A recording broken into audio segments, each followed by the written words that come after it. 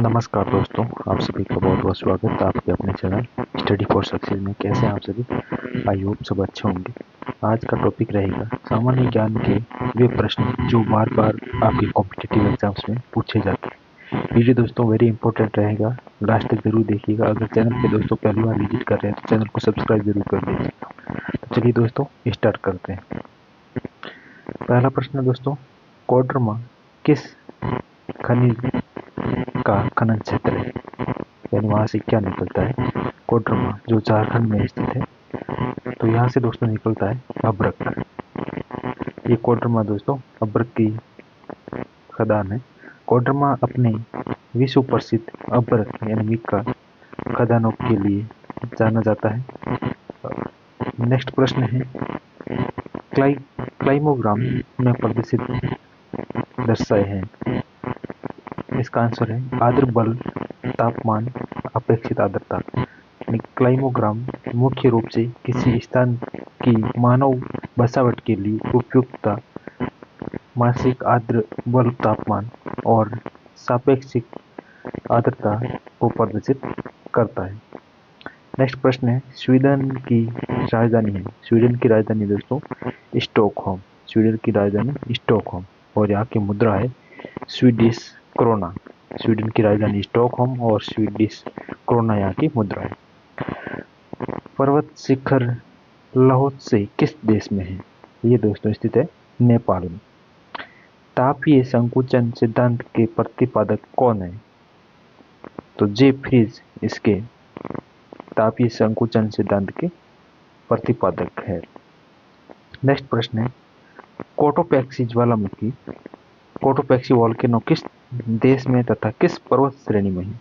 तो ये दोस्तों इक्वाडोर में और एंडीज पर्वतमाला में स्थित है और ये दुनिया के सबसे ऊंचे सक्रिय यानी एक्टिव स्ट्रेटोवोल्केनो में से एक है, जिसकी ऊंचाई लगभग 5,897 मीटर है यानी 19,347 फीट और ये राजधानी क्वेटो से दक्षिण में स्थित है। कोटोपैक्सी ज्वालामुखी इक्वाडोर में एंडीज पर्वतमाला में स्थित है। नेक्स्ट प्रश्न है, पश्चिमी तटीय मैदान का दक्षिणी भाग क्या कहलाता है? तो ये कहलाता दोस्तों मालाबार तट। मालाबार तट और पश्चिमी तटीय मैदान का दक्षिणी भाग मालाबार तट कहलाता है और स्थान ये मुख्य रूप से केरल राज्य और कर्नाटक के दक्षिणी भाग में अरब सागर और पश्चिमी घाट के बीच स्थित है और इसकी विशेषता मालाबार तट अपनी खूबसूरत झीलों यानी कि कयाल और लेगून के लिए प्रसिद्ध है। अन्य भाग पश्चिमी तटीय मैदान के उत्तरी भाग को कोंकण और मध्य भाग को कन्नड़ या कर्नाटक तट कहा जाता है। नेक्स्ट प्रश्न है, हीराकुंड योजना किस राज्य में है? तो ये ओडिशा में है। हीराकुंड योजना यानी हीराकुंड बांध ओडिशा राज्य में स्थित है। ये संबलपुर शहर के पास महानदी पर निर्मित भारत की पहली प्रमुख बहुउद्देशीय नदी घाटी परियोजनाओं में से एक है। यह लगभग 26 किलोमीटर लंबा दुनिया के सबसे लंबे मिट्टी के बांधों में से एक है, जो बाढ़ नियंत्रण और बिजली उत्पादन के लिए महत्वपूर्ण है। वेरी इंपॉर्टेंट है। हीराकुंड बांध किस नदी पर है? तो ये महानदी पर बनाया गया है ओडिशा में। ठीक है, और ये लगभग 26 किलोमीटर यानी कि दुनिया का सबसे लंबा मिट्टी से निर्मित ये बांध है। नेक्स्ट प्रश्न है, संयुक्त राज्य अमेरिका तथा कनाडा की सीमा किस रेखा से निर्धारित होती है? तो 49वीं समांतर रेखा से। 49वीं समांतर रेखा, ये रेखा 49 डिग्री उत्तरी अक्षांश पर स्थित है और इसे अक्सर मेडिसन लाइन के नाम से भी जाना जाता है और अवस्थिति यह रेखा मुख्यतः पश्चिम में लेक ऑफ द वुड्स से लेकर पूर्व में प्रशांत महासागर पैसिफिक ओशियन तक यानी रॉकी पर्वत से होकर गुजरती है और लंबाई ये दुनिया की सबसे लंबी अंतरराष्ट्रीय सीमा है। दुनिया की सबसे लंबी अंतरराष्ट्रीय सीमा है तो 49वीं समांतर रेखा और किन देशों के बीच में? कनाडा और अमेरिका के, संयुक्त राज्य अमेरिका के बीच की सीमा। और इतिहास 1818 के एंग्लो अमेरिकन कन्वेंशन और 1846 की ओरेगन संधि द्वारा इसे स्थायी सीमा के रूप में मान्यता मिली। वेरी इंपॉर्टेंट है।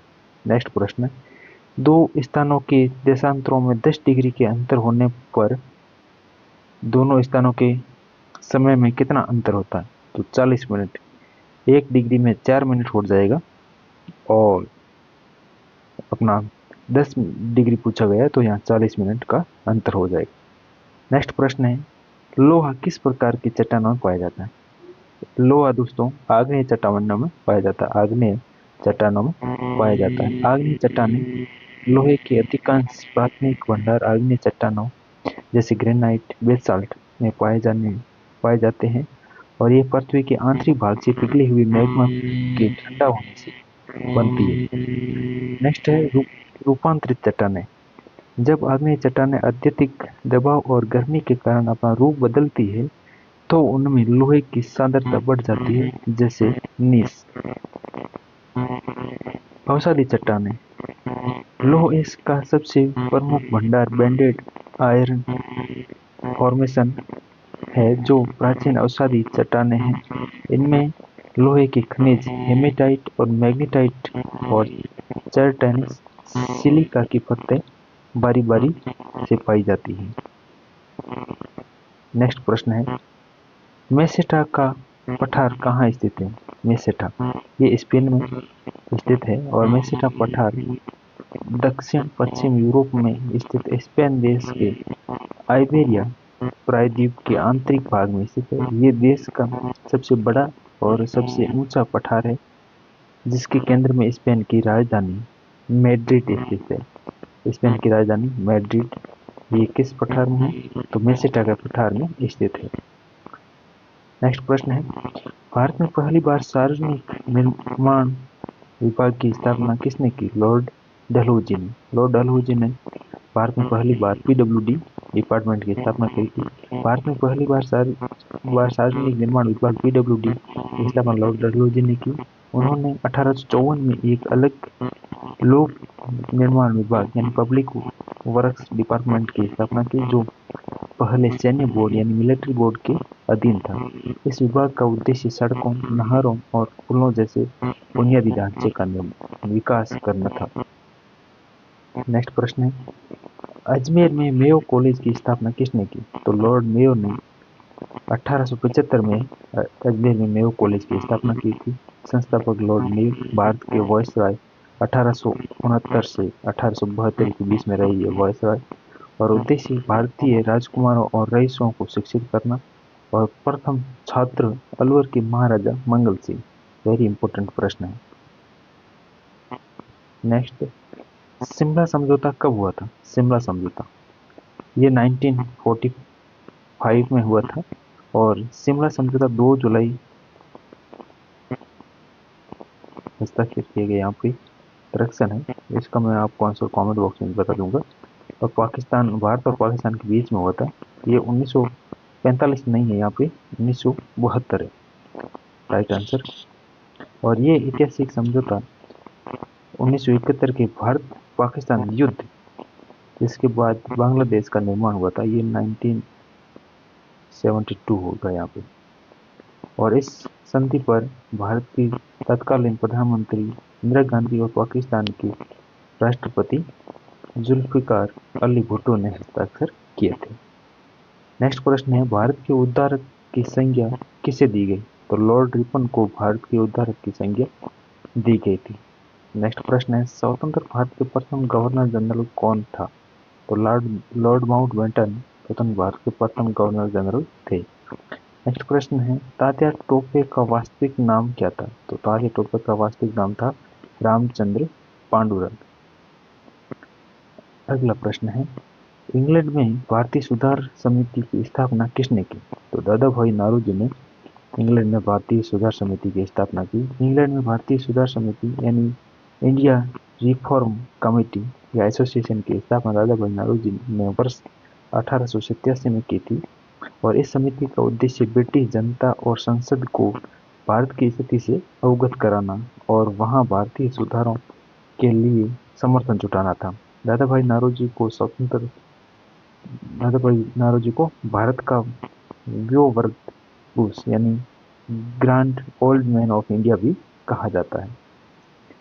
नेक्स्ट प्रश्न है, जलियांवाला बाग हत्याकांड में जनरल डायर का सहयोग करने वाले भारतीय का नाम बताओ।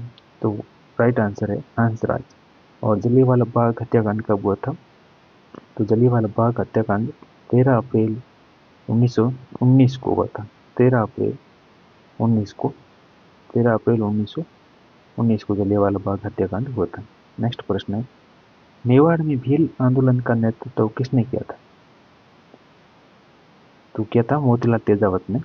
मेवाड़ में भील आंदोलन, जिसे एकी आंदोलन या भूमट भील आंदोलन भी कहा जाता है, का नेतृत्व मोतीलाल तेजावत ने किया था। और नेता मोतीलाल तेजावत, इन्हें आदिवासियों का मसीहा या बाहुबली भी कहा जाता है। और शुरुआत 1920-1921 में चित्तौड़गढ़ के मातरकुंडियन नामक स्थान से इस आंदोलन की शुरुआत हुई थी। और भीलों और आदिवासियों पर होने वाले सामंती अत्याचार, बेकार प्रथा और भारी लगान के विरुद्ध यह आंदोलन शुरू किया गया था। और मेवाड़ की पुकार, मोतीलाल तेजावत ने मेवाड़ महाराणा के सामने 21 मांगे रखी थी, जिसे मेवाड़ की पुकार नाम से जाना जाता है। चलिए नेक्स्ट प्रश्न दोस्तों, साइमन कमीशन को और किस नाम से जाना जाता है? तो साइमन कमीशन को और व्हाइट मैन कमीशन के नाम से जाना जाता है। White man commission. Simon commission का औपचारिक और दूसरा नाम भारतीय वैधानिक आयोग है। इसे श्वेत कमीशन या व्हाइट कमीशन भी कहा जाता है, क्योंकि इसके सभी 7 सदस्य अंग्रेज थे। और इसका अध्यक्ष सर जॉन साइमन था। और इसका गठन 8 नवंबर 1927 को किया गया। और इसका भारत आगमन 3 फरवरी 1928 था।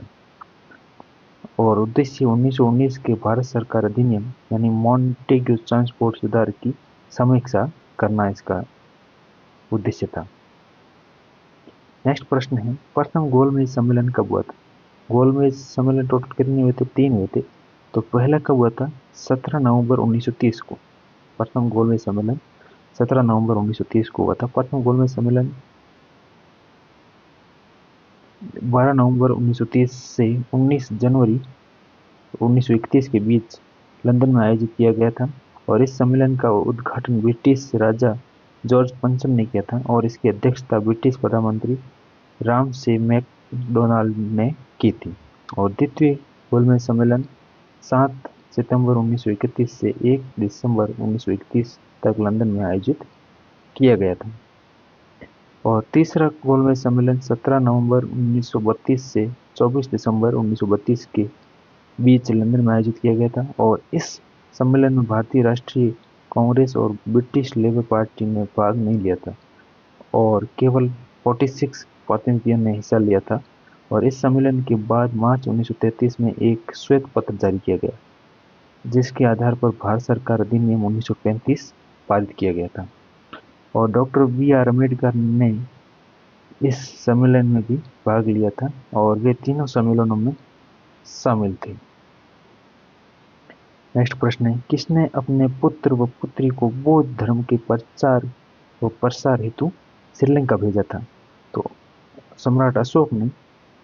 मौर्य वंश के महान सम्राट अशोक ने अपने पुत्र महेंद्र और पुत्री संघमित्रा को बौद्ध धर्म के प्रचार प्रसार हेतु श्रीलंका भेजा था। उन्होंने 3वीं सदी ईसा पूर्व में इन दोनों को श्रीलंका के राजा तिस के पास बोधि वृक्ष की एक शाखा के साथ भेजा था।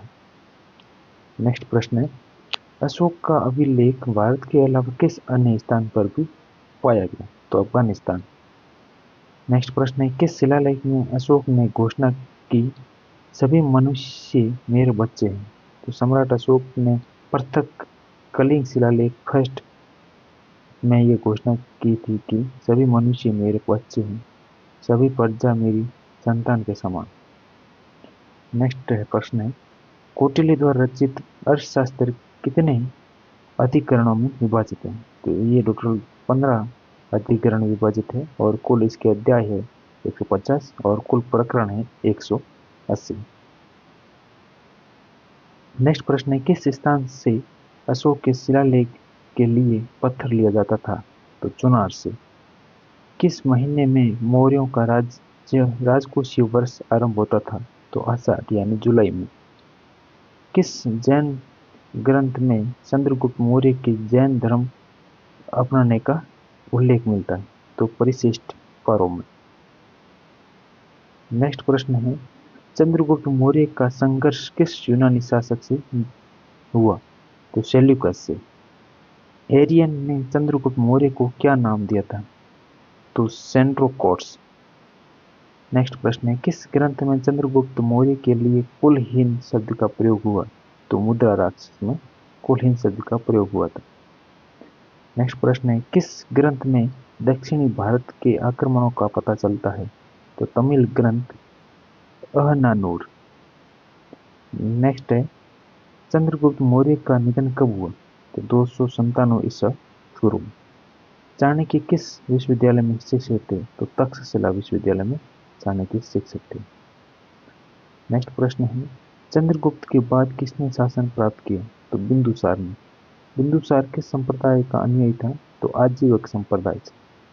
और किस विद्वान बिंदुसार को 16 राज्यों का विजेता बताया? तो तारानाथ।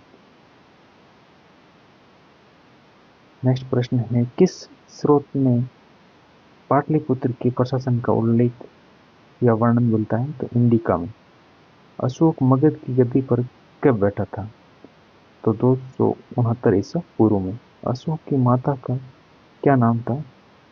तो सुभद्रांगी उनकी माता का नाम था। भारत में शिलालेख का प्रचलन सर्वप्रथम किसने किया था? तो अशोक ने। नेक्स्ट प्रश्न है, किस वर्ष में सोवियत संघ रूस बना? तो 1991। सोवियत संघ यूएसएसआर का आधिकारिक रूप से विघटन और रूसी संघ रशिया के रूप में उदय 1991 में हुआ। 8 दिसंबर 1991 को बेलवेजा समझौतों पर हस्ताक्षर के साथ सोवियत संघ का अस्तित्व समाप्त हो गया और रूस एक स्वतंत्र राष्ट्र बन गया। यह 1922 से 1991 तक एक शक्तिशाली समाजवादी राज्य के रूप में मौजूद था। अंतिम विघटन दिसंबर 1991। प्रक्रिया 25 दिसंबर 1991 को मिखाइल गोर्बाचेव के इस्तीफे के बाद सोवियत संघ का अंत हुआ। स्थापना सोवियत संघ का गठन 30 दिसंबर 1922 को हुआ था। नेक्स्ट प्रश्न है, जर्मनी की दीवार का निर्माण कब हुआ? तो 1961 में। और जर्मनी की दीवार, जिसे बर्लिन की दीवार के रूप में जाना जाता है, का निर्माण 13 अगस्त 1961 को शुरू हुआ था। निर्माण का कारण इसका मुख्य उद्देश्य पूर्वी जर्मनी के लोगों को पश्चिमी बर्लिन भागने से रोकना था, जो साम्यवादी शासन से बचने के लिए वहां जा रहे थे। नेक्स्ट प्रश्न है, और ये किसने बनाई थी? इसका निर्माण पूर्वी जर्मन सरकार यानी जर्मन लोकतांत्रिक गणराज्य जीडीआर ने सोवियत संघ के समर्थन से किया था। प्रतीक ये दीवार शीत युद्ध यानी कोल्ड वॉर के दौरान लोहे पर्दे यानी आयरन कर्टेन और दुनिया के दो वैचारिक हिस्सों साम्यवाद और पूंजीवाद में बंटने का प्रमुख प्रतीक बनी। दीवार का पतन ये लगभग 28 वर्षों तक खड़ी रही और अंततः 9 नवंबर 1989 को इसे गिरा दिया गया। नेक्स्ट प्रश्न है, अंग्रेजों ने 1760 ईस्वी में वांडीवास के युद्ध में किससे परास्त किया था? तो फ्रांसीसियों को। वांडीवास का युद्ध 22 जनवरी 1760 को लड़ा गया था, जो भारत में ब्रिटिश और फ्रांसीसी सेनाओं के बीच एक निर्णायक संघर्ष था। यह युद्ध तृतीय कर्नाटक युद्ध यानी थर्ड कर्नाटक वॉर का हिस्सा था और इसने भारत में फ्रांसीसी साम्राज्य की स्थापना को लगभग समाप्त कर दिया। नेक्स्ट, यहाँ पे इसमें क्या हुआ था युद्ध में? वांडीवास के ब्रिटिश सेना सर अयरकूट के नेतृत्व में और फ्रांसीसी सेना काउंट डी लाली के नेतृत्व में, और स्थान ये युद्ध तमिलनाडु के वंदावासी, जिससे पहले वांडीवास कहा जाता था, में लड़ा गया था और परिणाम इस युद्ध में अंग्रेजों की शानदार जीत हुई और फ्रांसीसी सेना बुरी तरह पराजित हुई थी। नेक्स्ट प्रश्न है, चीन में लाल क्रांति हुई थी, कब हुई थी? 1949 में। बर्लिन की दीवार कब गिराई गई? 9 नवंबर 1985 में। जापान के हिरोशिमा शहर पर परमाणु बम कब गिराया गया था? तो 6 अगस्त 1945 को, और इसका नाम था लिटिल बॉय। जापान के नागासाकी शहर पर परमाणु बम कब गिराया था? तो ये 9 अगस्त 1945 को। नेक्स्ट प्रश्न है, पुर्तगालियों ने अपने पहले दुर्ग की स्थापना कोचीन में कब की थी? तो 1503 ईस्वी में फोर्ट इमेन्युएल की स्थापना करी थी 1503 में। गुप्त शासकों द्वारा जारी किए गए चांदी के सिक्के कहलाते थे? तो रूपक कहलाते थे। गुप्त काल में औषधि शास्त्र का प्रमुख विद्वान कौन था? तो वाग्भट। किस शासक ने अपना नाम शिलाद दे रखा था? तो हर्षवर्धन ने। नेक्स्ट प्रश्न है, समुद्रगुप्त के काल का इतिहास जानने का सबसे महत्वपूर्ण साधन है इलाहाबाद स्तंभ पर उत्कीर्ण लेख। और चंद्रगुप्त विक्रमादित्य के दरबार में 9 रत्नों में से सबसे अधिक प्रसिद्ध था? तो कालिदास। किस काल में स्त्रियों की संख्या पुरुषों के बराबर थी? तो गुप्त काल में स्त्रियों की संख्या पुरुषों के बराबर थी। गुप्त काल में औषधि शास्त्र का प्रमुख विद्वान कौन था? तो वाग्भट। नेक्स्ट प्रश्न है, गुप्तकालीन आर्थिक दशा की प्रमुख विशेषता क्या थी? तो उद्योग धंधों व कृषि को प्रोत्साहन। नेक्स्ट प्रश्न है, चंद्रगुप्त द्वितीय ने कब विक्रमादित्य की उपाधि धारण की थी? तो शकों का उन्मूलन करने के बाद। चंद्रगुप्त मौर्य का प्रधानमंत्री था? तो कौटिल्य। चरक और नागार्जुन किसके दरबार की शोभा थे? तो कनिष्क की। तो ये था दोस्तों सामान्य ज्ञान से संबंधित महत्वपूर्ण प्रश्न जो बार बार आपके कॉम्पिटिटिव एग्जाम में पूछे जाते हैं। वीडियो कैसा लगा कमेंट सेक्शन में दोस्तों जरूर बताइएगा। अगर चैनल पे दोस्तों पहली बार विजिट किया है तो चैनल को सब्सक्राइब जरूर कर लीजिएगा। इसी तरह आपको वीडियोस मिलती रहेगी और मिलते हैं नेक्स्ट वीडियो में। तब तक के लिए अपना ख्याल रखें, पढ़ाई अपनी कंटिन्यू जारी रखें दोस्तों, मेहनत करते रहें ताकि आप अपने सपनों को साकार कर सको और अपना और अपने समाज का नाम रोशन कर सको। तो चलिए दोस्तों मिलते हैं नेक्स्ट वीडियो में, तब तक के लिए जय हिंद, वंदे मातरम।